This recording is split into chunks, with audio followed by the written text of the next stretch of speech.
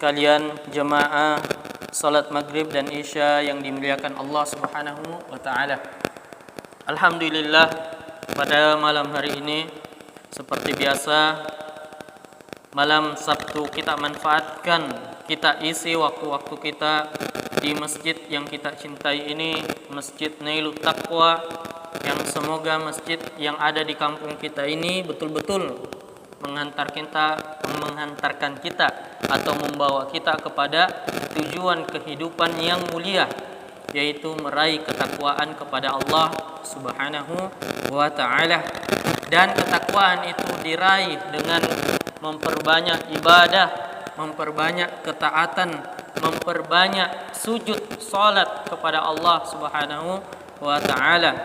Sebagaimana firman Allah Subhanahu wa taala di dalam Al-Qur'an,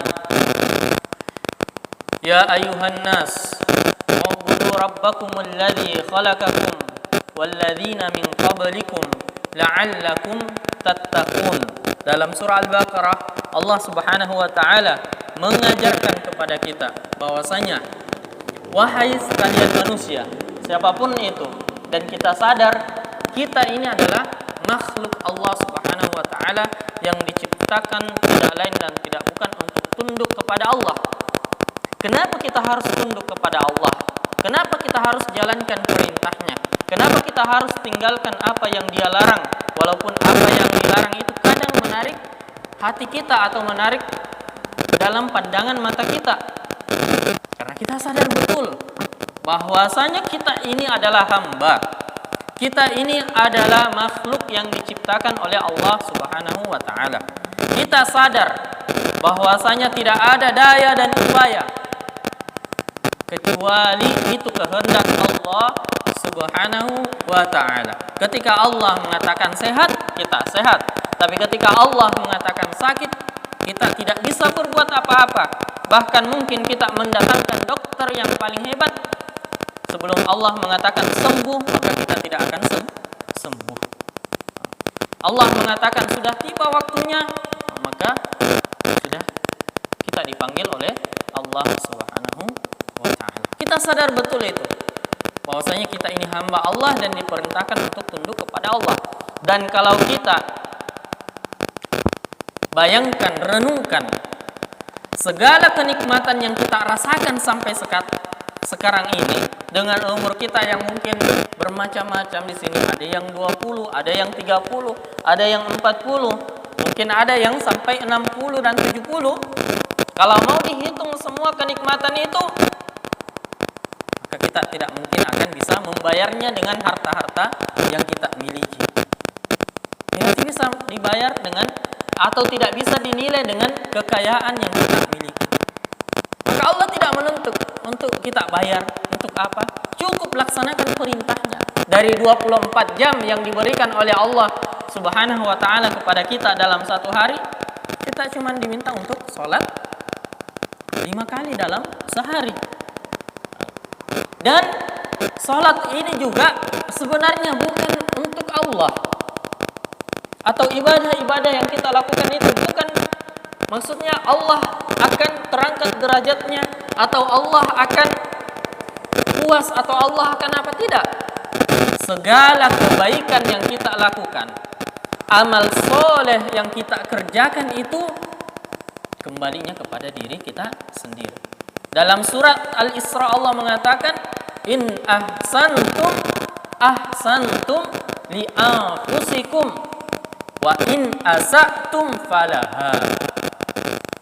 Kalau kalian berbuat baik, salat, puasa, zakat, haji, melakukan amal soleh, meninggalkan amal buruk atau maksiat, maka kebaikan itu akan kembali kepada kita. Faman ya'mal mithqala dzarratin khairan yarah. Barang siapa yang melakukan amal soleh walaupun sebesar biji dzarrah, maka dia akan mendapatkan balasannya. Sebaliknya, barang siapa yang melakukan amal buruk sebesar biji zarah, maka dia akan mendapatkan balasannya juga. Jadi semua kebaikan-kebaikan yang kita lakukan, jamaah maghrib dan isya yang dimuliakan oleh Allah Subhanahu wa taala, akan kembali kepada kita. Pertama, kita lakukan amal soleh karena kita bersyukur atas segala nikmat yang diberikan oleh Allah. Dan yang kedua, kita lakukan juga amal soleh karena amal soleh itu bukan untuk siapa-siapa, tapi untuk diri kita sendiri. Beda kalau kita misalnya kerja, kita dibantukan mungkin di suatu perusahaan, masuk sebagai pegawai, job deskmu ini. Atau pekerjaanmu, gajimu sebulan 2 juta, kerjanya ini dan itu. Ada hubungan timbal balik antara kita dengan bos kita atau manajer kita. Kalau kita kerja, kita dapat gaji. Kalau kita kerja, manajer akan puas. Atau perusahaannya akan jalan. Gitu ya. Nah, kapan kita tidak kerja, maka otomatis manajer kita atau pemilik usaha tersebut akan rugi karena tidak jalan usahanya. Beda dengan Allah Subhanahu wa taala. Kita mau beriman, kita mau beramal soleh, atau kita mau tidak beramal soleh, bermaksiat, bahkan seluruh dunia ini beramal soleh atau seluruh dunia ini bermaksiat, maka tidak akan berkurang kekuasaannya Allah Subhanahu wa taala ketika semua orang melakukan keburukan. Atau tidak bertambah juga kekuasaan Allah Subhanahu wa taala jika orang-orang semuanya berada dalam satu hati seperti hati orang yang paling mulia, yaitu Rasulullah sallallahu alaihi wasallam. Jadi ikhwati fiddin, antumul fuqara'a ilallah. Kita ini hamba yang fakir, yang butuh kepada rahmat Allah Subhanahu wa ta'ala. Makanya ketika ada peluang-peluang kebaikan seperti sholat, puasa, zakat, haji, ditambah amal-amal yang lain yang bisa menguatkan keimanan kita, menambah ketakwaan kita, seperti majelis ilmu, seperti belajar Al-Quran, seperti mengurus dakwah, membantu dakwah, maka jangan sia-siakan kesempatan ini. Jangan sia-siakan kesempatan ini. Karena kenapa? Karena kapan kehidupan kita ini kita isi dalam keburukan, kapan kehidupan ini kita tidak isi dalam kebaikan, maka keburukan akan mengambil waktu-waktu kita, dan waktu itu tidak akan bisa kembali. Dan dia akan menjadi penyesalan di hari kiamat. Coba jamaah sekalian, kalau kita kerja, misalnya masuk kantor, atau pergi ke kebun, atau mengurus dakwah, maka kita modelnya gini, ibaratnya malam ini, ikhwah, coba bandingkan malam-malam sebelumnya ketika kita tidak datang majelis ilmu. Gimana kira-kira? Kita datang majelis ilmu, Allah mengatakan, Rasulullah telah memotivasi kita dengan keutamaan-keutamaannya, mendapatkan rahmat, dinaungi oleh malaikat, turun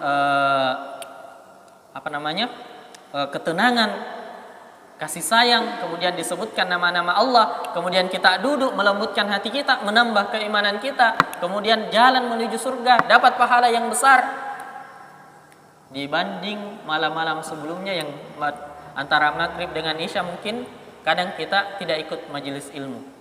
Syukur-syukur kalau di situ kita baca Al-Quran, atau kita pulang ke rumah, kita nonton TV, atau kita buka HP. Kadang ada sesuatu yang bermanfaat, tapi kadang juga ada sesuatu yang tidak bermanfaat. Nah, waktu-waktu kita yang berlalu ini tetap akan kita lihat nanti. Kita pertanggungjawabkan nanti di hadapan Allah Subhanahu wa ta'ala. Jadi perbanyak ini ikhwah. Sedangkan ulama-ulama sebelumnya itu mereka betul-betul memperhatikan yang namanya waktu. Dia tidak ingin 1 detik, 1 menit dari kehidupannya itu lewat dalam keadaan sia-sia. Jadi jamaah sekalian yang dimuliakan Allah Subhanahu wa ta'ala, waktu yang diberikan oleh Allah 1 kali dalam 24 jam dalam 1 hari kita gunakan untuk beribadah. Dan termasuk juga misalnya satu pekan atau 7 hari dalam satu pekan, mari kita gunakan untuk setidaknya duduk mendengarkan majelis ilmu 1 kali dalam 1 pekan. Bahkan kalau perlu setiap malamnya kita gunakan untuk menuntut ilmu. Karena ilmu ini sangat luas dan Allah mengangkat derajat orang, salah satu ukurannya atau tolak ukurnya atau indikatornya adalah berdasarkan ilmunya terhadap agama. Ilmunya terhadap agama. Bagaimana ilmu ini didapatkan? Dengan belajar, mendatangi majelis ilmu. Jamaah Maghrib dan Isya yang kami hormati, pada kesempatan ini kita akan membahas suatu tema yang saat ini kita berada di dalamnya, yaitu bulan Rajab, atau ada apa dengan bulan Rajab, atau keutamaan-keutamaan di bulan Rajab. Sekarang sudah masuk 1 pekan bulan Rajab. Jadi kalau tidak salah sekarang sudah tanggal 7 Rajab. Nah, bulan Rajab ini adalah bulan haram atau bulan yang dimuliakan oleh Allah Subhanahu wa taala dari bulan-bulan yang lainnya. Kenapa disebutkan bulan haram? Salah satunya karena kita dilarang, diharamkan di dalamnya untuk melakukan kemaksiatan. Penekanannya lebih besar daripada bulan-bulan selain bulan haram yang 4 ini. Jadi bulan haram ini atau bulan Rajab ini adalah bulan yang keberapa ikhwah dalam kalender Hijriah?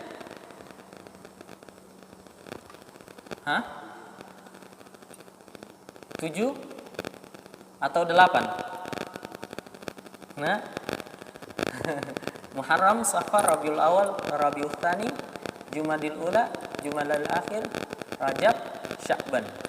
Bulan berapa? Bulan ke-7. Jadi ikhwati fiddin azani Allah wa yakum, Allah Subhanahu wa taala berfirman di dalam Al-Qur'an surah At-Taubah ayat ke-36. Allah Subhanahu wa taala berfirman, "Inna iddatasy syuhuri 'indallahi 12 syahran fi kitabillah yauma khalaqas samawati wal ard." Sesungguhnya bilangan bulan pada sisi Allah adalah 12 bulan.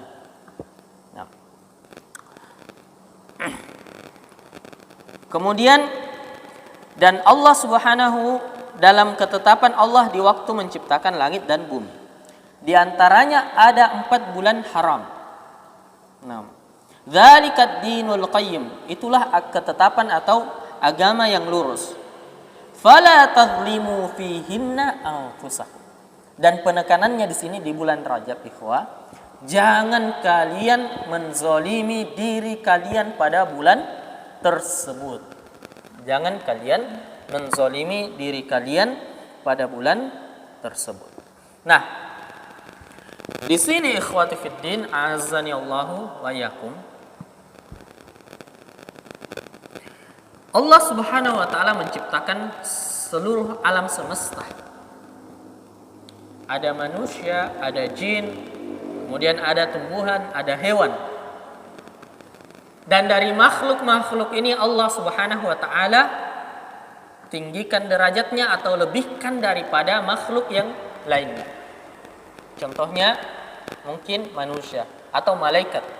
Malaikat yang paling mulia adalah malaikat Jibril dan Mikail, karena dia menghidupkan hati dengan Al-Quran dan menghidupkan tumbuh-tumbuhan dengan hujannya, yaitu malaikat Mikail. Dan di antara manusia yang paling mulia adalah para nabi dan rasul. Di antara tempat yang paling mulia ada 3. Mekah, Madinah, kemudian apa? Asra minal masjidil harami ilal masjidil aqsa, yaitu Palestina. Bahkan tidak boleh mengadakan rihla atau perjalanan yang berat kecuali ketiga tempat ini. Nah, dalam sebuah la tushaddidur rihal illa ila thalathati masajid. Jangan engkau melakukan rihla yang berat kecuali ketiga masjid ini. Nah, dari tiga tempat tadi dan waktu juga dan bulan, Allah juga lebihkan dari bulan-bulan yang lain. Salah satunya adalah dalam bulan itu ada bulan yang mulia atau bulan haram. Salah satunya adalah bulan Rajab. Apa tiga bulan lain ikhwah yang haram?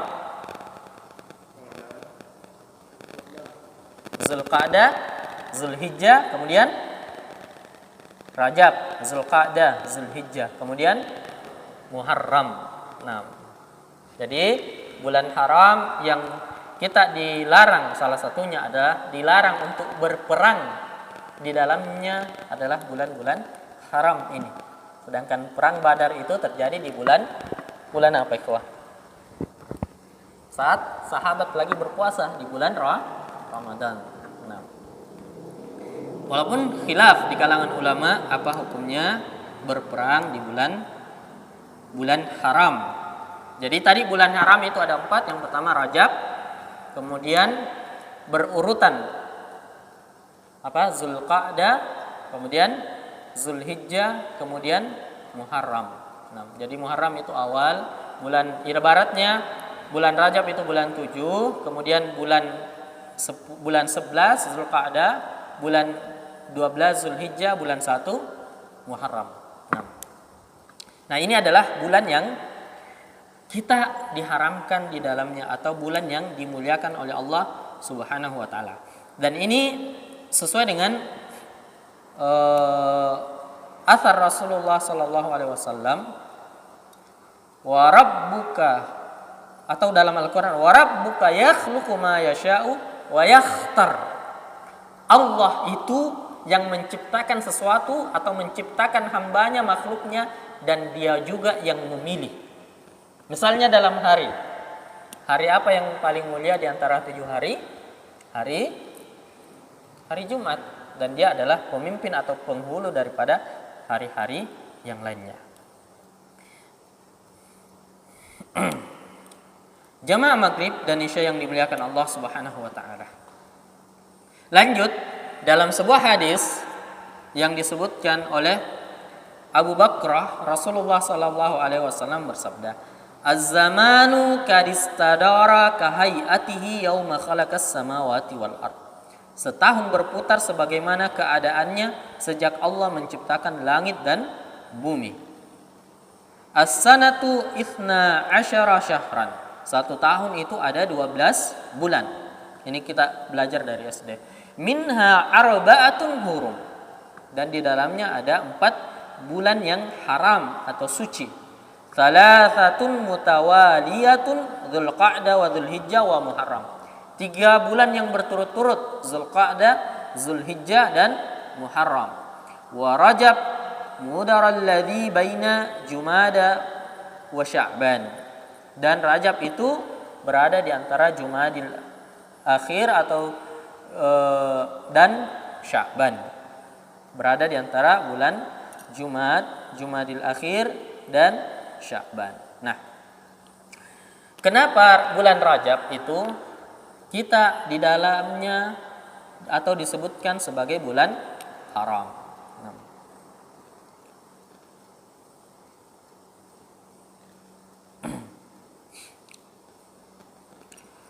ulama mengatakan, Al-Qadi Abu Ya'la rahimahullah berkata, mengapa bulan Rajab atau bulan dikatakan bulan haram? Yang pertama, karena pada bulan tersebut diharamkan pembunuhan atau diharamkan perang di dalamnya. Dan ini pun diyakini oleh orang-orang sebelum datangnya Islam atau orang-orang jahiliyah. Nah, jadi biasanya kabilah itu berperang antara satu dengan yang lainnya. Tapi kapan datang bulan haram, mereka takut sekali. Ibaratnya itu keramat itu bulan. Kualat kita kalau berperang di bulan apa? Di bulan haram, bulan Rajab, Zulqa'dah, Zulhijjah dengan Muharram. Jadi mereka takut betul daripada mending kita dikatakan pengecut atau apa. Intinya mereka takut memang untuk berperang di bulan haram tadi. Sama ikhwah, orang juga di zaman jahiliyah sampai sekarang mereka menganggap bahwasanya tanah haram Mekah dan Madinah itu sebagai tanah haram dan sakral sekali di situ, suci. Tidak boleh ada kezaliman di dalamnya.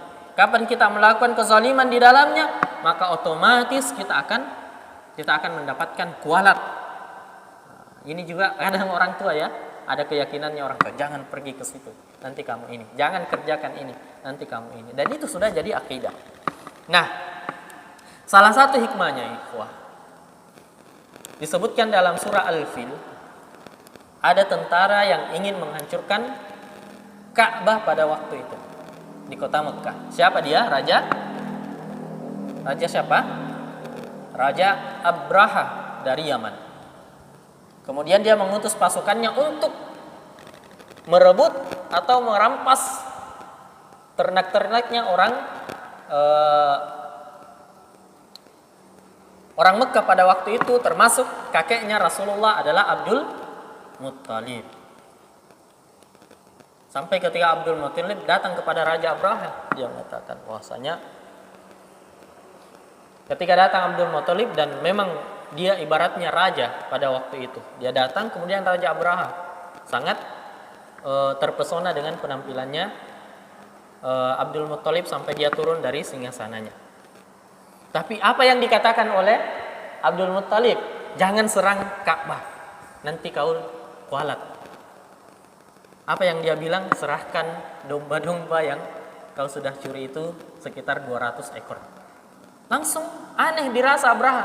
Masa meminta ini anumu? Nah, saya mau hancurkan tempat ibadahmu, tempat yang sudah diagungkan oleh nenek moyangmu dari orang tuamu, kakek-kakekmu. Apa yang dikata Abdul Muttalib? Sesungguhnya kambing itu ada tuannya, saya tuannya. Jadi saya yang melindunginya.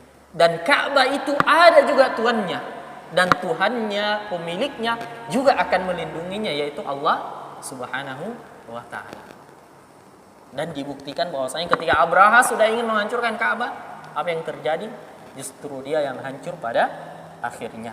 Dan ini dituliskan dalam tinta emas dalam surah Al-Fil. Bagaimana tentara Abraha itu dilempari dengan sijil atau kerikil-kerikil dari neraka oleh burung apa ikhwah? Nah, burung ababil. Nah, ini bagaimana kesakralan suatu tempat, suatu daerah. Biasa memang ada tempat yang sakral ya. Sakral misalnya, jangan pergi situ nanti kualat. Nah, jangan buang air di situ nanti kualat.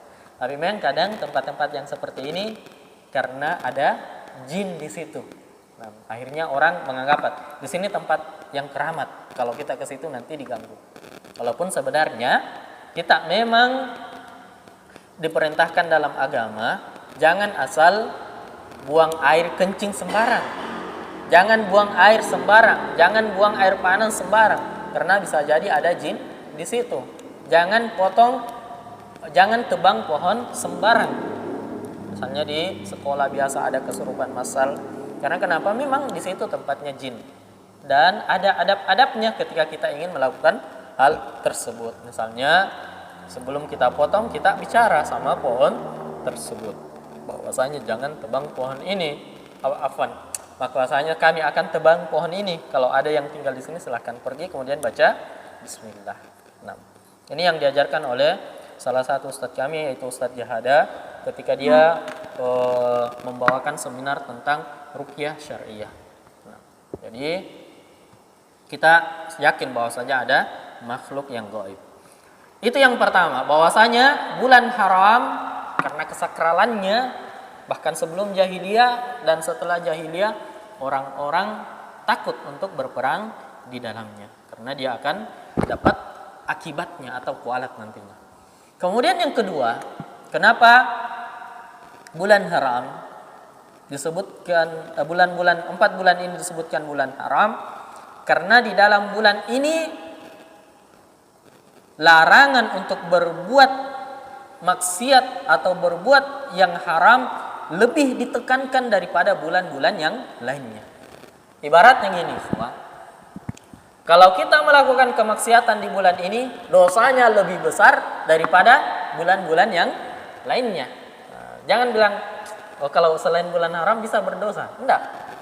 Tapi hati-hati, jangan sampai terjatuh. Karena memang kadang orang sifatnya lemah terhadap hawa nafsunya, atau imannya lagi lemah, dia terjatuh dalam kemaksiatan. Tapi jangan sampai lengah di bulan haram ini. Nah, karena dosanya bisa lebih besar. Dan begitupun kebaikan bisa jadi lebih besar juga daripada, atau ganjaran kebaikan, pahala kebaikan itu lebih besar daripada bulan-bulan yang lainnya. Nah,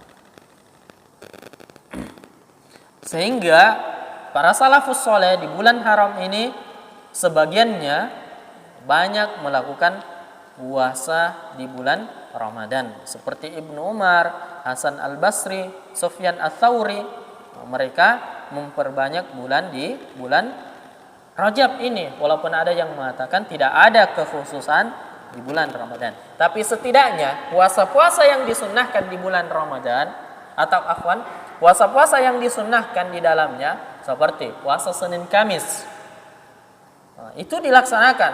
Kemudian ditambah dengan puasa Bid, tanggal 13, tanggal 14, tanggal 15 itu juga dikerjakan. Karena di sini bulan yang dimuliakan oleh Allah Subhanahu wa taala. Nah, dan ikhwati fiddin azani Allah wa yakum, jangan sampai di dalam bulan Rajab ini kita terjatuh dalam dosa-dosa, apalagi dosa-dosa besar. Kenapa ikhwah? Karena Allah Subhanahu wa taala itu menilai keimanan kita. Seberapa besar kita tunduk kepada Allah Subhanahu wa taala, menjalankan perintahnya dan menjauhi larangannya. Ibaratnya ikhwati fiddin azani Allah wa yakum, banyak orang yang telah terlalu meremehkan dosa-dosa itu karena dia mengatakan mungkin, atau dia belum tidak langsung dapat. Ketika dia melihat sesuatu yang haram, mungkin ada orang yang mungkin mengatakan kan tidak apa-apa ji, sehat ji. Orang mungkin dengan ribanya atau dengan menipu sehat-sehat ji. Tidak ada ji efeknya langsung dirasa. Ketika dia berbicara ghibah atau berdusta, kenapa? Karena ketika dia kerjakan kemaksiatan itu, dia tidak dapatkan efeknya. Dia tetap sehat-sehat saja, dia tetap santai-santai saja, tidak ada efeknya. Beda ketika dia pergi mungkin suatu perjalanan, kemudian tidak bawa SIM, langsung ditangkap polisi. Nah, jadi kadang orang lebih disiplin dengan disiplin dunia, seperti mungkin kalau tidak pergi ngajar dipotong gajinya, atau tidak kerja dipotong gajinya, daripada ketakutannya kepada Allah. Kadang orang lebih takut kepada atasannya, lebih takut kepada orang tuanya, lebih takut kepada manusia daripada takut kepada Allah Subhanahu wa taala. Ini yang harus kita garis bawahi ikhwati fiddin a'azzani Allah wa yakum. Dan ikhwah sekalian, salah satu penyebab hidup kita ini gelisah dan gundah atau tidak berkah, salah satunya adalah kemaksiatan yang kita lakukan. Kemaksiatan yang kita lakukan. Sehingga seorang salaf mengatakan bahwasanya tinggalkanlah dosa itu yang kecil maupun yang besar. Karena kadang orang dosa kecil tidak apa-apa. Karena sesungguhnya gunung-gunung itu terbuat dari tumpukan kerikil-kerikil yang kecil. Dan ikhwati fiddin, bahwasanya jangan melihat kemaksiatan itu dari kecil maupun besarnya. Tapi lihatlah kemaksiatan itu kepada siapa kita bermaksiat. Kepada Allah, zat yang maha besar, zat yang maha memberi fasilitas kita saat sekarang ini. Dan Ada tipsnya katanya supaya kita bisa tinggalkan kemaksiatan itu. Gimana caranya? Salah satunya adalah memperkuat keimanan dan menggunakan akal kita. Apa maksudnya menggunakan akal kita? Bahwasanya anggap kemaksiatan itu adalah sesuatu yang kadang menarik hati kita atau menarik hawa nafsu kita, tapi di dalamnya terdapat racun yang mematikan. Ibaratnya sekarang, ikhwah, saya tawarkan kepada kita di sini makanan yang begitu enak, misalnya durian. Tapi durian itu sudah saya campurkan dengan racun yang mematikan, gramosong. Saya simpan gramosong di dalamnya, masih ada kira-kira yang kita mau makan itu durian? Tidak ada. Karena kenapa? Kita rasakan enaknya, tapi kita rasakan juga akibatnya. Begitulah kemaksiatan. Kemaksiatan itu dinikmati mungkin orang, tapi dia tidak sadar akibatnya.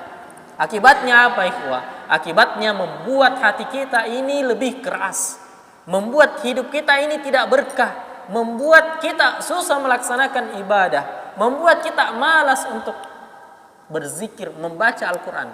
Apa itu? Kemaksiatan. Dan kesengsaraan dunia tidak ada bandingannya dengan kesengsaraan akhirat. Kenapa orang mencari nafkah, mempertinggi atau mencari jabatan, atau belajar sampai titelnya banyak, mendapatkan ilmu? Salah satu tujuannya adalah untuk dunia, supaya mereka selamat di dunia. Tapi kadang orang tidak berpikir bagaimana dia selamat di akhirat. Dia memikirkan bagaimana dia selamat hidupnya nyaman selama 60 tahun di dunia atau lebih sedikit dari itu. Maka dia cari kerja, banting tulang, ini dan itu. Tapi dia tidak pernah memikirkan bagaimana dia selamat di kehidupan yang tidak ada akhirnya, yaitu kehidupan akhirat. Ini yang harus kita perhatikan. Dan di antara cara supaya kita selamat adalah meninggalkan hal-hal yang diharamkan oleh Allah Subhanahu wa taala, terlebih lagi di bulan haram ini, bulan Rajab. Gimana caranya?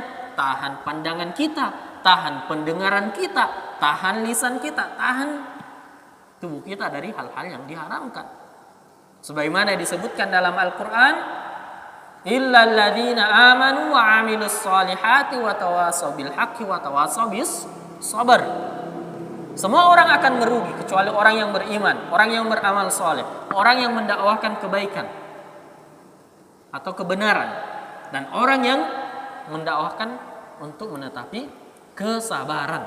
Dan kesabaran ini ada 3 jenisnya. Kesabaran ketika kita melakukan ketaatan, kesabaran ketika kita menjalankan perintah Allah, dan kesabaran ketika kita menjaga diri dari sesuatu yang dilarang oleh Allah Subhanahu wa taala. Ini yang paling penting. Jaga hak-hak Allah Subhanahu wa taala. Gimana caranya? Banyak berdoa kepada Allah Subhanahu wa taala. Doa-doa seperti Allahumma qsim lana min khasyyatika ma tahulu bihi bainaka wa baina ma'siyatik. Ini yang harus kita minta. Ya Allah, berikanlah khasyah, ketakwaan, ketakutan dalam hati-hati kami yang membuat kami jauh dari maksiat-maksiat yang Engkau haramkan.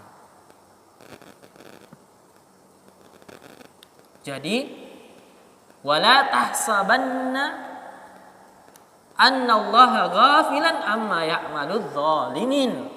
Ini yang harus kita tanamkan, ikhwah. Kenapa orang-orang soleh itu imannya begitu besar dan begitu kuat? Karena rasa takutnya kepada Allah Subhanahu wa ta'ala. Rasa takutnya makan dengan sesuatu yang tidak jelas sumbernya. Rasa takutnya memandang sesuatu yang bukan dihalalkan oleh Allah Subhanahu wa taala, mendengar apapun itu. Sehingga mereka betul-betul sadar bahwasanya kehidupan dunia ini kehidupan singkat, dan di sana kalau saya kerjakan ini saya akan menjadi kalau bahasanya kasiasa, maksudnya akan terlantar, akan tersiksa nanti di hari kiamat. Jadi mereka dalam dirinya itu khaufa wa tama'a, ada was-was yang membuat dia tidak pernah merasa aman dari azab Allah Subhanahu wa taala. Kapan saya kerja ini? Bahaya nanti. Ibaratnya orang tua itu pamali. Coba lihat orang tua kita itu, kalau ada pamalinya dia pertahankan sekali. Sementara pamali yang dari Allah Subhanahu wa taala kadang kurang diperhatikan. Nah, jangan misalnya ke sini dan ke situ, atau jangan makan ini dan itu, jangan bilang ini dan itu. Sedangkan itu pamalinya atau pantangannya itu dari manusia. Kenapa yang datang dari Allah Subhanahu wa taala dituliskan dalam Al-Qur'an, disebutkan dalam hadis-hadis Rasulullah, kadang orang lalai. Apa yang membuat kita mampu untuk tetap konsisten dalam ketaatan kepada Allah Subhanahu wa taala adalah keimanan kita, dan menyadari bahwa kita tidak akan pernah selamat. Ibrahim bin Adam, ketika datang seorang pemuda kepada dia dan mengatakan bahwasanya, wahai imam, wahai ulama, wahai syekh, saya ingin melakukan kemaksiatan dosa, izinkan saya. Ikhwan mungkin sudah pernah dengar, tapi ini pelajarannya sangat besar. Bahwasanya oke, silahkan engkau lakukan kemaksiatan, lakukan dosa, tapi dengan syarat-syarat berikut. Syarat yang pertama, silahkan engkau lakukan kemaksiatan sementara Allah Subhanahu wa taala tidak melihat engkau kalau kau lakukan itu. Ada kira-kira kita yang bisa? Kalau kita mau, ada orang mau mencuri, berzina, atau korupsi, tidak diketahui sama Allah, tidak dilihat sama Allah? Tidak. Bilang mana mungkin. Kalau gitu yang kedua, lakukan kemaksiatan, tapi jangan lakukan kemaksiatan di buminya Allah Subhanahu wa taala.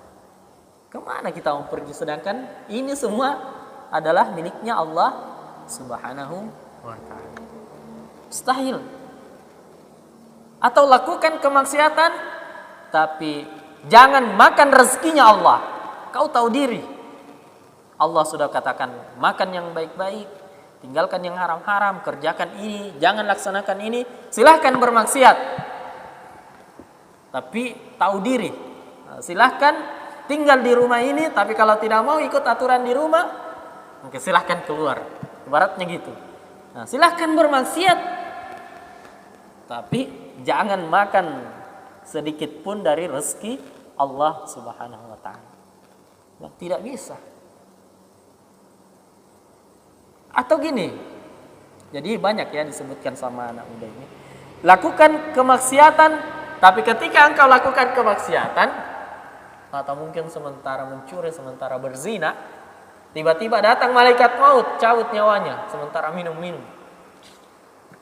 Kau katakan sama malaikat maut, tunggu dulu malaikat maut, saya mau tobat dulu. Saya mau sholat, saya mau wudu, saya mau tobat dulu, baru kau cabut nyawamu. Kalau kau bisa katakan kepada malaikat maut untuk tobat dulu, sebelum dia mencabut nyawamu, silahkan lakukan. Mana mungkin. Begitu banyak ya, ikhwati fiddin, orang yang meninggal dalam kemaksiatan su'ul khatimah. Ada yang meninggal ketika merenggut minuman keras, ada yang meninggal ketika dia sedang membegal orang lain, ada yang meninggal sementara di atas tubuh para wanita pezina, naudzubillah min dzalik. Nah, Kemudian salah satunya juga yang terakhir adalah lakukan kemaksiatan anak muda, tapi dengan syarat ketika kemaksiatan itu membuatmu masuk ke dalam neraka, katakan kepada malaikat penjaga neraka yang menyeretmu kelak masuk ke dalam neraka, bilang jangan masukkan saya ke dalam neraka, tapi masukkan saya ke dalam surga. Tidak akan mungkin. Jadi ikhwati fiddin azani Allah wa ya. Ini yang harus kita tanamkan dalam diri kita, bahwasanya jangan kita zolimi diri kita dengan kemaksiatan tersebut. Tinggalkan hal-hal yang bisa mendekatkan kita kepada kemaksiatan tersebut. Contohnya mungkin teman-teman kita, kondisi lingkungan kita, atau hal-hal yang lain. Manfaatkan waktu-waktu kita itu dalam kebaikan. Jangan sampai ada waktu-waktu yang kosong. Kita desain hidup kita, kita rancang, kita manajemen hidup kita. Hari ini saya harus selesaikan bacaan misalnya 1 juz, sehingga waktu-waktu yang kosong itu kita termenung atau memikirkan sesuatu tidak terbuang sia-sia atau digunakan dalam kemaksiatan. Jadi bersyukurlah ikhwati fiddin azani Allahu wa yakum ketika ada waktu di mana kita bisa melakukan ketaatan seperti sholat, seperti taklim, seperti bergabung dengan jamaah dakwah, kita diberdayakan di situ, atau seperti pengurus masjid. Kita mungkin lebih sibuk, lebih capek, tapi daripada kita kosong dan kadang kita gunakan waktu-waktu itu dalam kelalaian atau dalam kemaksiatan yang akan jadi penyesalan bagi kita di hari kiamat. Terakhir mungkin bagaimana setan nanti di hari kiamat berkhutbah.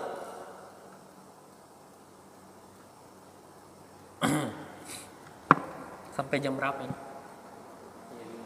35, 5 menit lagi ya. Nah, dalam surah Ibrahim ayat 22.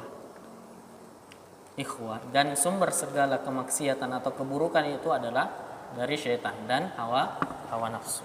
Dan kita harus sadar bahwasanya ketika kita ingin melakukan kemaksiatan atau tergoda untuk melakukan kemaksiatan, ingat bahwasanya ini adalah tipu daya syaitan. Dalam surah Ibrahim ayat 22, Allah Subhanahu wa taala berfirman, "Wa qala asy-syaitanu lamma qudiya al-amru innallaha wa'adakum wa'dal haqq wa wa'adtukum fa akhlaftukum." Dan syaitan berkata ketika hisab, perhitungan itu sudah diselesaikan, dia naik dan berkhutbah. Apa yang dia katakan? Innallaha wa'adakum wa'adal haqq wa wa'adtukum fa akhlaftukum.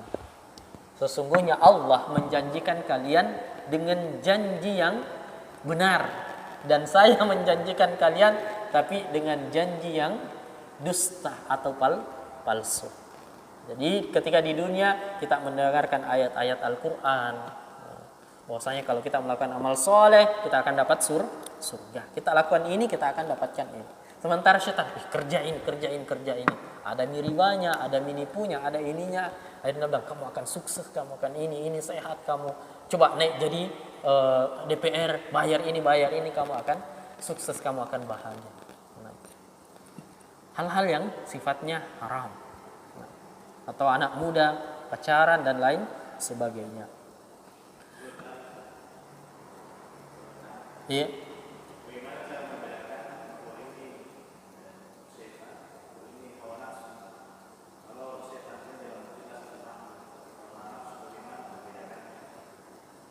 Ya, nanti saya selesaikan ini. Ya. Wa ma kana li 'alaikum min sultanin illa an da'utukum fastajabtum li.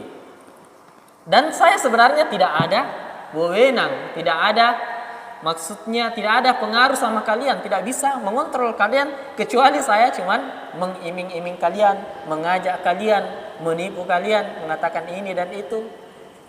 Fala talumuni walumu anfusakum.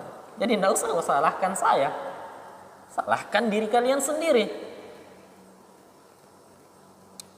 Ma ana bimusrikhukum wa ma antum bimusrikhi. Inni kafartum bima asyraktumuni min qabl. Kemudian syaitan melanjutkan lagi ceramahnya bahwasanya janganlah kamu mencela saya tapi celah dirimu sendiri. Aku tidak dapat menolongmu dan kamu juga tidak dapat menolongku. Nah, sesungguhnya saya juga sebenarnya tidak membenarkan perbuatanmu itu dahulu. Nah, yang mana kamu menyekutukan aku dengan Allah Subhanahu wa taala. Maksudnya menjadikan setan itu sebagai Tuhannya. Maksudnya sebagai Tuhan. Kadang memang ada setan yang disembah, tapi ada setan itu maksudnya diikuti keinginannya. Itu salah satu sesuatu dikatakan Tuhan, yaitu tunduk kepada, ada yang menjadikan setan sebagai hawa nafsunya, Tuhannya, ada yang menjadikan hawa nafsu sebagai Tuhannya, ada yang menjadikan jabatan sebagai Tuhannya. Nah, kemudian dia mengatakan innal zalimina lahum adzabun alim. Sesungguhnya orang-orang yang zalim itu mendapatkan siksa yang sangat pedih. Nah, jadi kita sudah dijerumuskan di dunia, dibakacidak lagi nanti di akhirat sama iblis, sama syaitan. Jadi jangan salahkan siapa-siapa kecuali diri kalian sendiri. Nah, ini mungkin ikhwati fiddin. Terus pertanyaan tadi ya, langsung saja kita jawab mungkin. Wallahu alam, bagaimana kita membedakan antara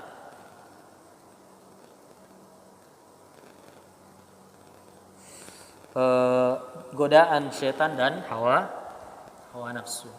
Karena sebenarnya syaitan menjadikan hawa nafsu kita itu adalah senjata untuk menaklukkan kita.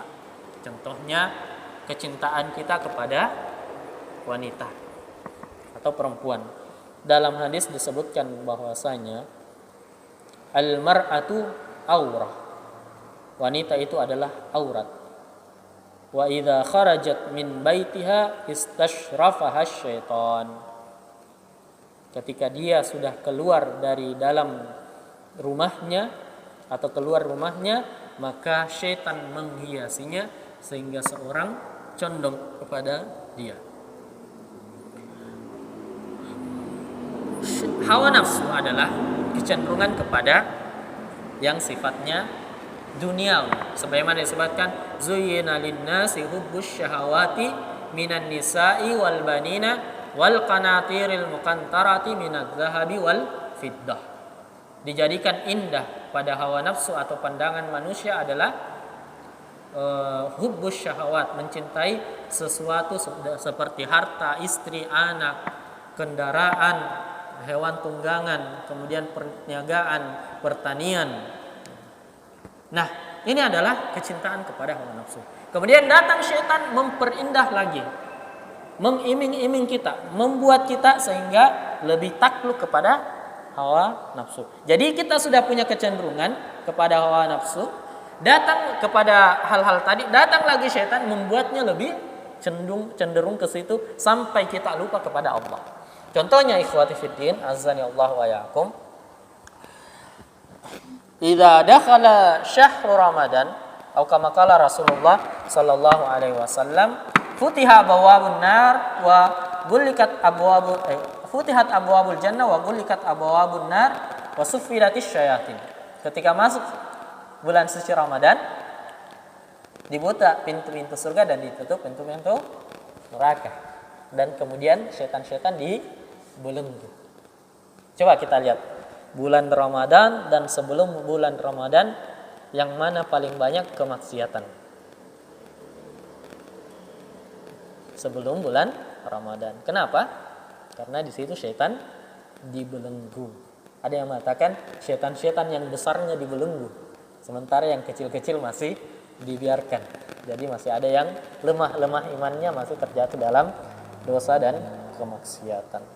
Wallahu ta'ala alam shawab. Hawa nafsu itu adalah kecintaan kita kepada sifatnya duniawi, dan itu dikontrol oleh agama kita. Silahkan dapatkan dunia yang halal, makan yang halal, beristri, silahkan. Kecintaan kepada wanita silahkan dengan cara yang halal, yaitu menikah. bahkan bisa sampai 4 kali kalau mampu, dan hal-hal yang halal yang lainnya, mencari nafkah, makanan ada yang halal, justru lebih banyak yang halal daripada yang haram. Tapi kenapa orang, misalnya gini, minuman itu ada susu, ada kopi, ada yang halal, ais dan lain sebagainya. Kemudian ada juga yang haram sedikit, kayak ballo, tua, topi miring dan lain sebagainya. Kalau dilihat mana yang lebih banyak, yang halal atau yang haram? Yang halal. Tapi kenapa orang masih pilih yang haram? Salah satunya adalah pengaruh syaitan dan hawa nafsu. Dan yang paling utama di sini adalah syaitan. Karena dia mengatakan, syaitan mengatakan, la atiyannahum min baini aydihim wa min khalfihim wa an aymanihim wa an syama'ilihim fala tajidu aktsarahum syakirun. Jadi syaitan ini sudah, iblis dan bala tentaranya sudah memukul gendang perang memang sejak dia dikeluarkan dari surga. Saya akan datangi seluruh anak cucu Adam beserta anak cucunya, dari depan, dari belakang, dari samping, dari kiri, dari kanan.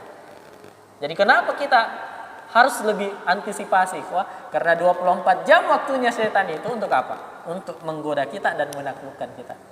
Dan mereka sudah pengalaman, karena dia sudah tahu dari dulu-dulu, oh ini caranya kalau Pak Jamal supaya takluk dia. Oh tidak cocok dia dengan harta, cocoknya dengan wanita. Pak Anto tidak cocok dengan wanita, cocoknya dengan harta. Pak Khalil tidak cocok dengan cocoknya dengan popularitas jabatan. Jadi dia paham. Maka kita tidak bisa mendapatkan menang melawan syaitan ini kecuali taufik dari Allah Subhanahu wa taala. Nah, syukran wa jazakumullah khairan. Semoga Allah memberikan taufik kita untuk istiqamah dalam kebaikan dan meninggalkan kemaksiatan yang menjadi bumerang bagi kita atau kecelakaan bagi kita, dan semoga Allah menjaga kita dari hal-hal yang diharamkannya yang membuat kita lalai di dunia ini. Kita tutup dengan doa kafaratul majlis. Subhanakallahumma wa bihamdik asyhadu an la ilaha illa anta astaghfiruka wa atubu ilaik. Assalamu alaikum warahmatullahi wabarakatuh.